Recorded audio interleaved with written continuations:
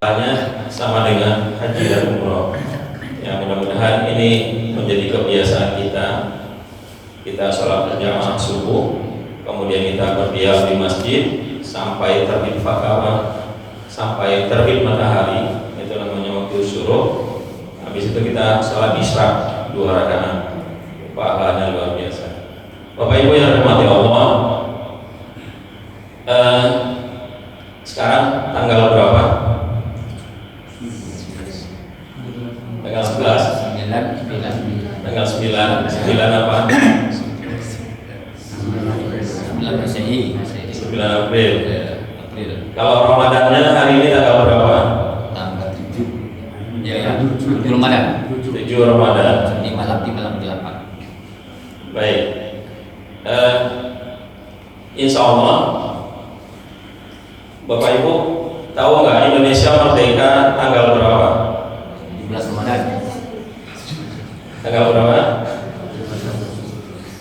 17 Agustus. 17 Agustus. 17 Ramadan. Ramadannya 17. tanggal 9 ya. 9 Ramadan. 17 Ramadan. Tanggal 9 Ramadan, hari Jumat. Allah Subhanahu wa taala berfirman di dalam surat Al-Baqarah ayat 120. A'udzubillahi minasyaitonir rajim. Bismillahirrahmanirrahim. Walan tarda kal yahudu walan nasara hatta tattabi'a millatahum. Ini peringatan dari Allah Subhanahu wa taala. Selamanya kapanpun orang-orang Yahudi dan Nasrani itu tidak akan pernah senang kepada kamu umat Islam sampai kamu mau mengikuti milah mereka. Milah itu bisa diartikan agama, bisa diartikan pola pikir, bisa diartikan cara hidup dan sebagainya. Ini kita secara tidak sadar otak kita itu sudah dicuci tadi. Ketika ditanya tanggal, itu yang langsung ada di otak kita adalah tanggal-tanggal Masehi. Kita lupa dengan tanggal-tanggal Hijriah. Ketika ditanya hari ini tanggal berapa, langsung jawab tanggal sekian April. Yang ada di otak kita tuh bulan-bulan, tanggal-tanggal Masehi. Padahal di dalam Islam itu kan tanggal itu sangat berarti karena ada waktu-waktu ibadah bagi kita. Alhamdulillah kalau Ramadan dan Syawal itu ada kesepakatan, ada para ahli yang meneliti tanggal sekian masuk 1 Ramadan, tanggal sekian masuk 1 Syawal. Tapi di luar itu kita nggak tahu hari ini tanggal berapa. Ketika ditanya tanggal hijriahnya kita nggak tahu. Ya, padahal ada ibadah-ibadah pada tanggal-tanggal tersebut. Ada ibadah yang diperintahkan, ada yang ibadah yang dilarang. Kita tidak boleh melakukan ibadah pada tanggal-tanggal tertentu. Contohnya setiap bulan ada namanya ibadah Ayyamul Bid. Bapak Ibu tahu Ayyamul Bid itu apa? Ayyamul Bid itu apa? Kalau secara arti Ayyam itu hari, Bid itu putih, hari putih. Ayyamul Bid dalam Islam adalah kita disunahkan puasa 3 hari di pertengahan bulan. Tanggal berapa Bapak Ibu?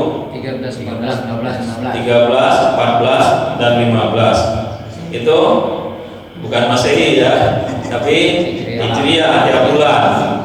Nah, sementara kita nggak tahu hari ini tanggal berapa, besok tanggal berapa. Saat ini kita kenal dengan kalender. Dulu tahun 70-an ke bawah, itu di Indonesia nggak ada kalender. Adanya apa, Bapak Ibu? Almanak. Nggak ada kalender dulu, adanya almanak. Diganti nama menjadi kalender. Dulu waktu saya SMP nggak ada pelajaran biologi.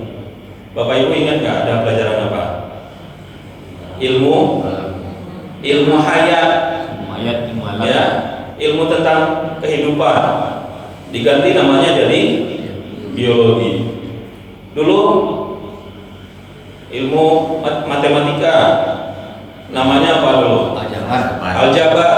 Diganti diganti dengan matematik, mengukur. ya. Jadi kita dijauhkan dengan istilah-istilah Islam, sehingga kita lupa dengan Islam. Ini salah satu program mereka. Dan Indonesia merdeka itu di bulan Ramadan. Ramadan adalah syahrul jihad, bulan jihad. Kalau kita baca sejarah Sirah Nabawiyah, itu peperangan banyak terjadi di bulan Ramadan dan semuanya dimenangkan oleh kaum muslimin. Jadi Ramadan itu bukan waktunya untuk berleha-leha, tapi untuk berjihad, berjuang bersungguh-sungguh. Indonesia merdeka juga pada bulan Ramadan. Jangan sampai kita lupakan sejarah. Soekarno mengeluarkan istilah jas merah. Apa artinya jas merah? Bapak Ibu tahu jas merah apa? Jangan sekali-sekali melupakan sejarah. Kalau kita lupa dengan sejarah, nanti sejarah akan berulang. Dulu ya kita dijajah. Kemudian Dr. Hidayat Nur Wahid senantiasa menyampaikan istilah jas hijau. Bapak Ibu kenal dengan Dr. Hidayat Nur Wahid? Dia ketua MPR RI. Periode sebelumnya, periode saat ini dia wakil ketua.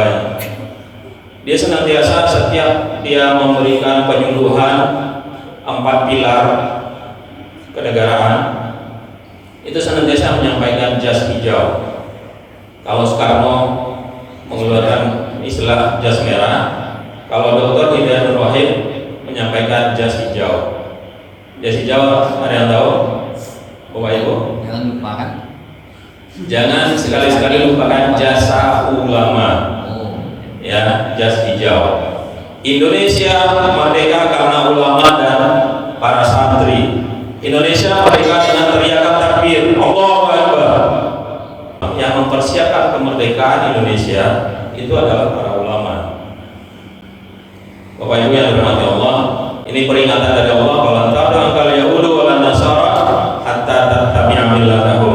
Jangan sampai ya kita tertipu sehingga kita lalai, kita jauh dari nilai-nilai Islam. Yang dulunya tabu sekarang menjadi budaya. Contoh pacaran, dulu orang malu kalau ketahuan berpacaran, tapi saat ini terbalik. Ada orang tua yang malu kalau anaknya nggak punya pacar. Apalagi orang tua membiarkan anaknya berpacaran. Dia itu termasuk dayus. Di sini ada yang dayus. Dayus kan? Jadi bukan dayus itu. Yang dikatakan dayus itu adalah Rasulullah mengatakan orang yang dayus itu tidak akan mencium baunya surga. Padahal harumnya surga itu tercium dari jarak yang sangat jauh. Ya, dayus dia tidak akan pernah mencium baunya surga. Jangankan masuk surga, mencium bau surga aja nggak akan pernah. Siapa itu dayus? Orang yang tidak punya rasa cemburu terhadap keluarganya. Rasa cemburu artinya ketika anak gadisnya dibawa oleh laki-laki yang bukan mahramnya, yang bukan suaminya, dia biarkan saja. Itu termasuk dayus, itu dosa besar. Kalau ada orang tua yang membiarkan anaknya pergi berpacaran, itu dosa besar. Makanya kita saling mengingatkan. Begitu juga dengan laki-laki yang tidak peduli dengan keluarganya, anak gadisnya keluar rumah tanpa menutup aurat, dia biarkan, itu termasuk dayus. Karena itu dosa besar. Oleh karena itu, Bapak Ibu yang dirahmati Allah, kita ingat-ingat peringatan Allah SWT dalam surat Al-Baqarah ayat 120 ini. Mudah-mudahan kita senantiasa menjaga diri kita. Alhamdulillah, mumpung Ramadan ini, Ramadan adalah syahrul tarbiyah, bulan tarbiyah, kita perbanyak waktu-waktu kita isi untuk belajar, sehingga kita paham dengan agama, paham juga dengan strategi-strategi yang dilancarkan oleh orang-orang yang tidak senang dengan Islam, sehingga kita bisa membatalnya. Bapak Ibu yang dirahmati Allah, mungkin itu sekedar tambahan. Mohon maaf atas segala kesalahan dan kekurangan. Al-haqqu min rabbik fala takunanna minal mumtarin. Semua yang benar itu datangnya dari Allah, maka janganlah kita menjadi orang yang ragu-ragu. Wabillahi taufiq wal hidayah. Assalamualaikum warahmatullahi